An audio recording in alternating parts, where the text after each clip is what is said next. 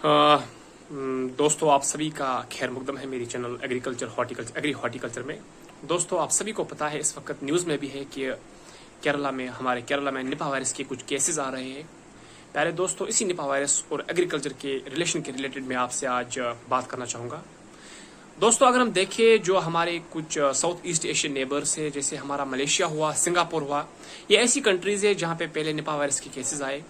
उसके बाद ये निपा वायरस एक तरह से माइग्रेट करके जो है बांग्लादेश में आया और उसके बाद इंडिया में आया। और 2019 में हमने 2018-19 में हमने कुछ निपा वायरस के केसेस देखे केरला में, और उसके बाद अब फिर 2021 में ये केसेस हमें देखने को मिल रहे हैं केरला में।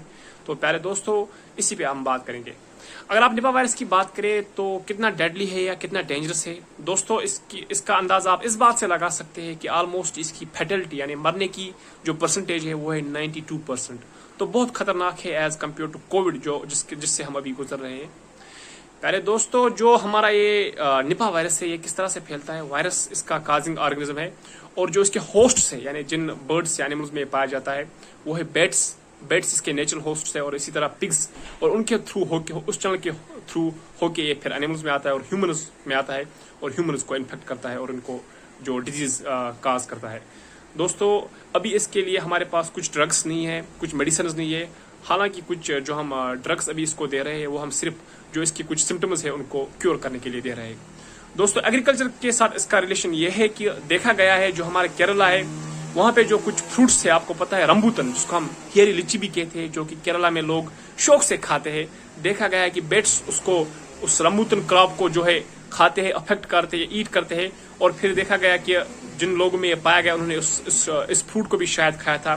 तो अभी ये गेस किया जा रहा है कि शायद इस फ्रूट के थ्रू फिर जो है इस फ्रूट को कंज्यूम करने के जरिए जो है ये निपा वायरस जो है इंसानों में आया। तो दोस्तों यही बात थी निपा वायरस की कि इसका ओरिजिन कहाँ है, कैसे आया, और हमारे इंडिया में कैसे आया, और इसके मरने की शरह क्या है, इसके लिए हमारे पास मेडिसिन कौन सी है। और यही देखा जा रहा है अभी कुछ मेडिसिन खास नहीं है, थोड़ा बहुत हमें यही प्रिकॉशंस लेनी है।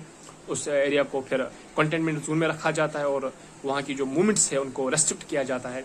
और अभी ये न्यूज़ भी आ रही है कि रंबूटन जो है शायद रंबूटन खाने से ये हुआ है, क्योंकि रंबूटन जो फ्रूट है उसको कुछ बैट्स ने जो है खाया था, तो उसी वजह से ये फैला। तो दोस्तों उस वजह से हम देख रहे हैं जो रंबूटन, वरना इसकी सेल बहुत होती है हमारे केरला में, बहुत लोग इसको खाते हैं, लेकिन इस वजह से जो हमारे फार्मर्स को भी नुकसान हुआ है, क्योंकि रंबूटन की सेल डाउन हुई है। और रंबूटन के साथ साथ और सारे फ्रूट्स की भी जो सेल है बहुत डाउन हुई है, जिससे हमारे एग्रीकल्चर कम्युनिटी को ज़्यादा ही नुकसान हुआ है, और हमारे फार्मर्स और हमारे सेलर्स को भी बहुत नुकसान हुआ है। दोस्तों यहाँ पर यह बात भी जो है जानने लायक है कि जब भी कोई डिजीज़ आता है या कोई पेंडेमिक आता है या कोई भी नई जो है किस्म की जो बीमारी आती है हमारे समाज में, हमारी सोसाइटी में या हमारे कंट्री में, हम देखते हैं जो हमारा एग्रीकल्चर सेक्टर है उसको ज़्यादा नुकसान उठाना पड़ता है।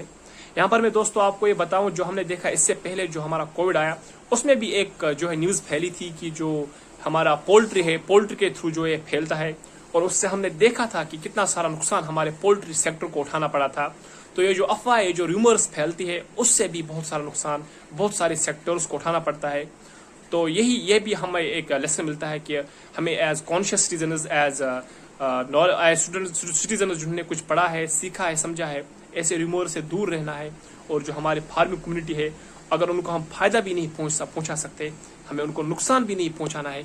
और ये जो रूमर्स है या रूमर मॉन्गरर्स है उनसे दूर रहना है, और कोशिश करनी है जो भी नई डिजीज है या कंसर्न है उसके रिलेटेड पूरी तरह से इंफॉर्मेशन जो है हमें हासिल करनी चाहिए।